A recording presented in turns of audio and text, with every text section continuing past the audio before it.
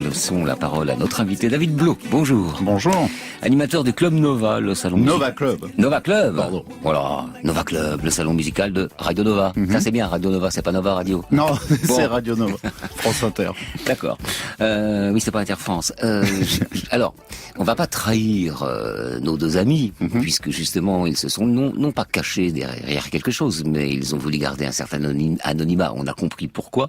Vous les connaissez, donc je vais pas vous poser de questions sur leur personnalité. Juste une chose, mais qui est publique, puisqu'on vient de les entendre. Moi, ce que j'entends, c'est des artistes, des gens très intelligents. Oui, je pense, oui, aussi. Ouais. Sensible et intelligent. Et dès leur jeune âge, d'ailleurs, on voit comment ils ont bien verrouillé les trucs par rapport à toute l'industrie autour. Je pense qu'il y a eu d'un côté l'influence du père de Thomas Bangalter, dont vous avez parlé, qui lui connaît bien les rouages du business, qui lui aussi ne se montrait pas, parce que c'est quand même quelqu'un qui a vendu énormément de disques en composant pour la compagnie créole ou Ottawa, des choses qui peuvent être très éloignées des Daft Punk. C'est moins qu'on puisse dire. C'est moins qu'on puisse dire. À la fois, il y a le sens festif aussi qui était quand même en commun. D'ailleurs, Thomas Bangalter me disait que lui, ça le touchait, que le père était touché quand il allait à un bal populaire partout en France et qu'il entendait la compagnie créole. C'est marrant de voir 30 ans après, c'est Get Lucky qu'on entendait dans tous les bals populaires de France. Donc il y a comme une boucle pas. Donc il y a des rouages du business qu'il connaissait, puis aussi une énorme culture, pas que rock d'ailleurs, cinématographique, etc. Donc des gens comme Kubrick ont pu les inspirer dans l'anonymat ou des choses, dans le rejet d'une médiatisation outrancière. L'ermite. Voilà, donc c'est toutes ces petites choses qui les ont intéressés, de ne pas refaire les mêmes pièges que certains musiciens ont pu faire dans l'histoire de la musique, et notamment dans la house. Vraiment, ça a été un champ de massacre au début de la house, de contrats foireux et de choses comme ça pour les musiciens de Chicago. Donc ça, c'est quelque chose qu'ils voulaient pas refaire.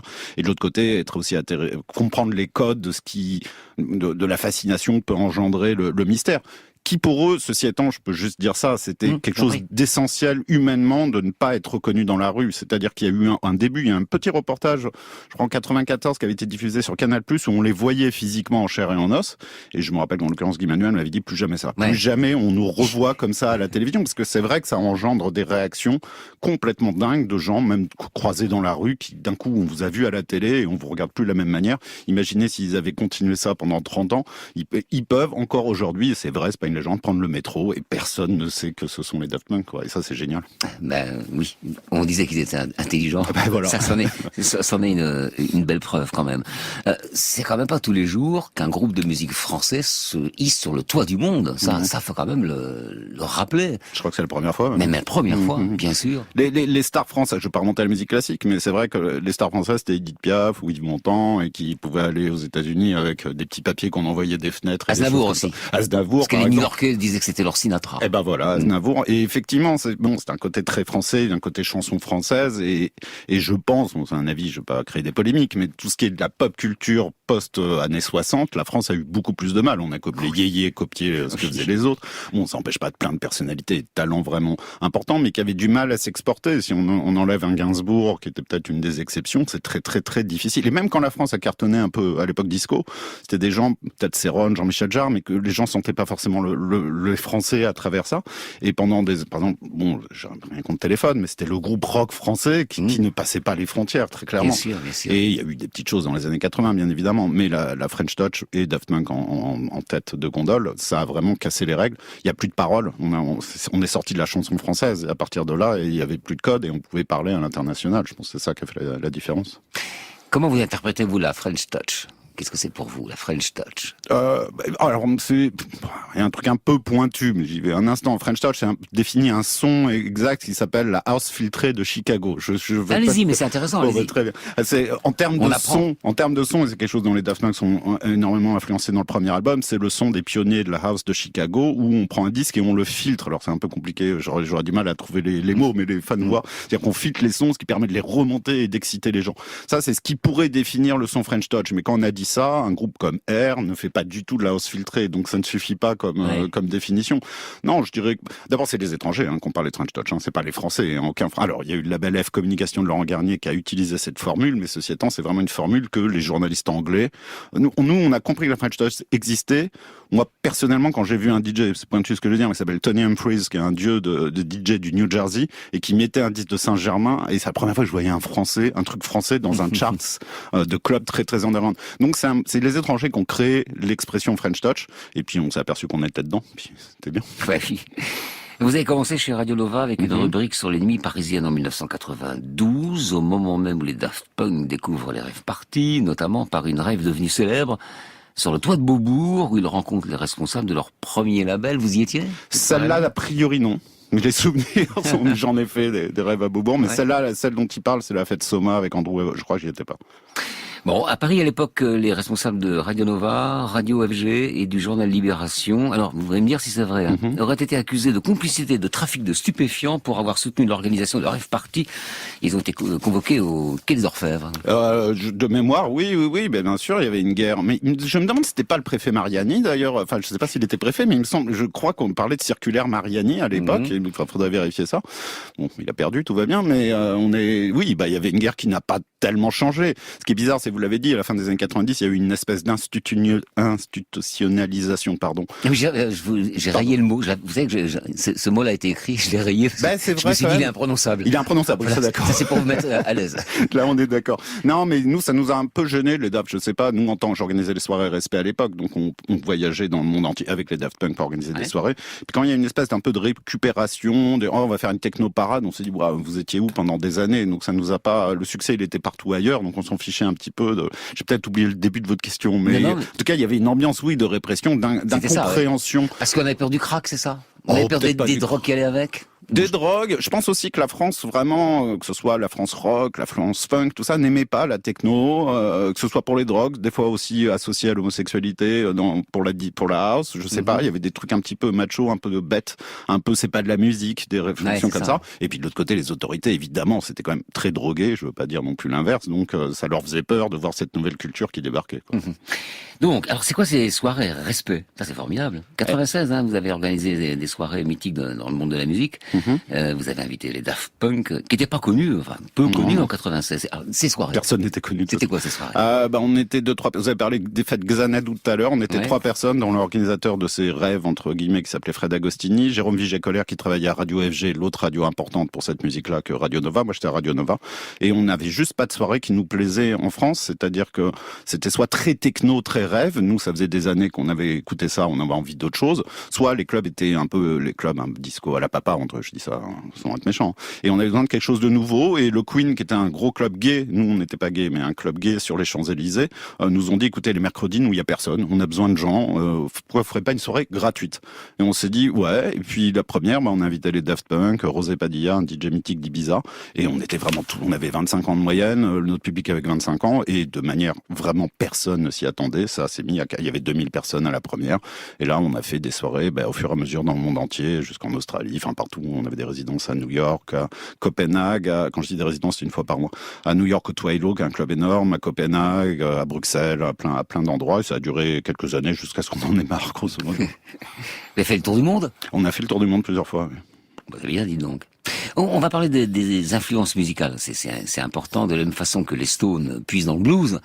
Nos amis de Daft Punk puisent dans un océan de musique et notamment la pop. Alors, en 2007, ils étaient invités de Didier Varro sur France Inter. Alors Didier les comparait à Andy Warhol ou aux Beach Boys. Et c'est Thomas Bangalter qui répond. On écoute, on en parle après.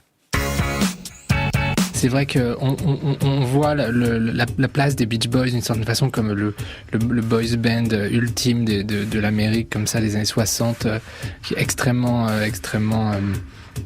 populaire, exposé, commercial, avec en même temps Brian Wilson qui s'avérera être un des producteurs et un des plus grands expérimentateurs des années 60 à la fois.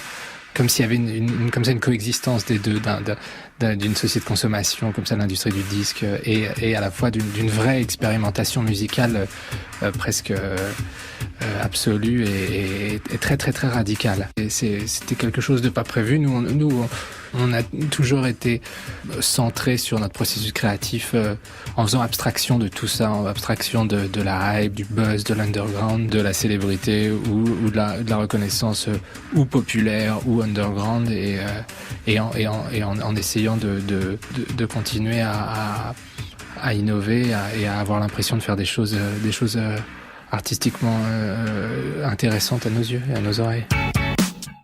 On les écouterait des heures. Ah oui, Qu'est-ce que c'est intéressant. Il est plus disert, Thomas, que Glenn Welch. Surtout ce qu'il dit est vraiment très intéressant. Oui, bien sûr. Oui. C'est pensé, c'est très, très, très réfléchi, ce qui n'empêche pas de la sensualité dans la musique ou de l'improvisation, mais c'est vrai que c'est il y a un cerveau. Enfin, il y en a deux, je veux dire. Mais il y en a deux, mais c'est assez cérébral. C'est très cérébral, on peut le reconnaître. Et donc, sur les sources d'inspiration... Beach Boys, vous savez, sur le premier album, il y a un morceau qui s'appelle Teachers, donc les professeurs, parce que tout le premier album, Homework, c'est les travaux à la maison, la pochette intérieure, c'est un bureau de collégien qui est en train de travailler, donc on voit, ils se mettent en scène en tant que gamins qui apprennent la musique. Dans le morceau Teachers, ils citent tous les DJ phares de Chicago qui sont complètement inconnus en France à l'époque, donc c'est une liste de noms. Dans cette liste de noms, il y a que 2-3 personnes qui appartiennent pas à la planète techno et house, et il y a Dr. Dre, de mémoire, et il y a Brian Wilson, qui est vraiment étonnant des Beach Boys. Mais c'est comme la pochette Sgt. Pepper's des Beatles. Oui, il y a des citations, exactement. Et surtout avec tous ces visages, bien sûr. Un peu plus ou moins inspirants. Mais donc Beach Boys et vous m'avez dit Dr. Dre pour le son hip-hop. Mais c'est-à-dire qu'à l'époque, la France, je pense qu'Internet a cassé ça. On est très en chapelle. Donc les gens qui écoute du rap n'écoute pas de la house, qui n'écoute pas du rock. Alors, tout ça est idiot. Et je sais que nous, à Respect, et les Daft Punk à fond, on écoutait de tout. Il y avait même pas une question de ne pas écouter un truc qui est numéro 1 du top 50 ou numéro 1000, un truc qui est classique. Aucun problème à tout écouter, à tout digérer. Et il y a des choses intéressantes partout. Ça, ils ont toujours... Et alors, vous avez dit Warhol, moi je vous dis Kubrick, Brian Wilson, la Factory. Kubrick pour le côté je me cache? Oui, c'est ça, le côté très cérébral et très je me cache aussi, quoi. Il y a ces deux choses. Quoique bon, Kubrick, c'est pas pour éviter d'être une pop star. Eux, c'est pour éviter, il y a aussi ce truc de la musique qui renforce encore plus. Kubrick n'était pas non plus dans des clips tous les jours. Il n'aurait jamais été de toute façon reconnu par des gens dans la rue tant que ça. Mais eux avaient ce risque assez dur à vivre, quoi. Alors il semble qu'on apporte dans cette culture-là, culture musicale, un soin particulier aux pochettes de disques. Bien sûr. Pourquoi?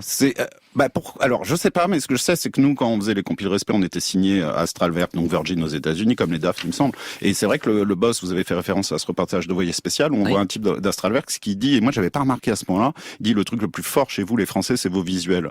Et c'est vrai que la French Touch, s'il y avait un début de French Touch, dans les années 80, je pense que musicalement, on n'arrivait pas à s'exporter. Par contre, on avait déjà Mondino, Jean-Baptiste Mondino, on avait déjà, j'ai oublié des noms, il y en a une demi-douzaine de gens, après Michel Gondry, etc., qui faisaient que la France était reconnue à l'international pour nos visuels, pour nos clips. Donc on avait déjà ça en nous. Et je pense que c'est vrai que nous, à Respect, on a vraiment bossé la communication. Super Discount, Étienne de Crécy, c'était des pochettes incroyables réalisées par le collectif H5. Je peux pas dire pourquoi, mais en tout cas, c'est vrai qu'on était plus intéressés et que dans la house et la techno, il y avait une tendance à ce qu'on appelait la pochette complètement anonyme, ce qu'on aimait. Il y avait rien écrit dessus, ça nous inspirait aussi. Mais il fallait jouer un petit peu sur les visuels. Et quand on monte pas son visage et qu'on a une musique où il n'y a pas de parole, les visuels sont évidemment trop, quoi. Alors, à la fois underground et grand public, on peut dire ça, je crois. Est-ce que, si on peut le dire, on peut le dire. Est-ce que c'est ça qui a fait des Daft Punk ce qu'ils sont devenus, ce grand écart qui a été fédérateur? Oui, probablement. Moi, je dis souvent, je sais pas si c'est une phrase qui reprendront, mais je dis que le plus intéressant, c'est le numéro 1 et le numéro 1000 du top 50, et puis après, entre les deux, on verra. Donc, je vous ai dit, ils ont les oreilles qui s'ouvrent sur tout, ce qui veut pas dire qu'ils apprécient tout ce qui est numéro 1, surtout en France, dans les années 80, on était loin d'apprécier tout ce qui était numéro 1. Bon, alors, dernière question, évidemment, incontournable. Pourquoi cette séparation?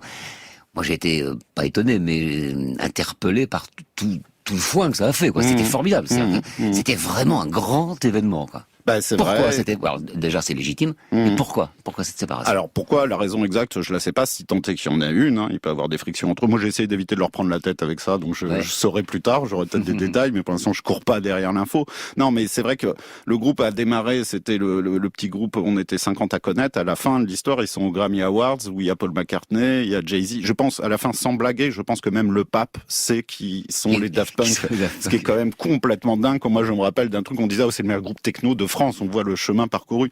Pourquoi, quand on a fait une boucle où on a été très innovant à 20 ans et puis à 45 ans, on refait un album où on refait son enfance, où on rappelle ses musiciens de son enfance, c'est comme une boucle et bouclée. Le disque qu'ils ont, moi j'adore Random Access Memory, mais dans les années 90, ils n'auraient jamais fait ce disque. Il y a eu une évolution. Que faire après? Je pense, j'adore ce groupe, je les adore de toute façon. Oui, mais ils auraient été encore plus géniaux et malheureusement, ils sont humains après tout. Ils auraient été encore plus géniaux s'ils avaient fait un album révolutionnaire après et je pense que malheureusement, c'est compliqué. Sait-on jamais. Sait-on jamais. Apparemment non, mais sait-on jamais. Merci infiniment. Merci à vous. Merci, au revoir. C'était Affaires sensibles aujourd'hui. Daft Punk, donc, une émission que vous pouvez réécouter en podcast, bien sûr. À la technique aujourd'hui, il y avait Rémi Sistiaga.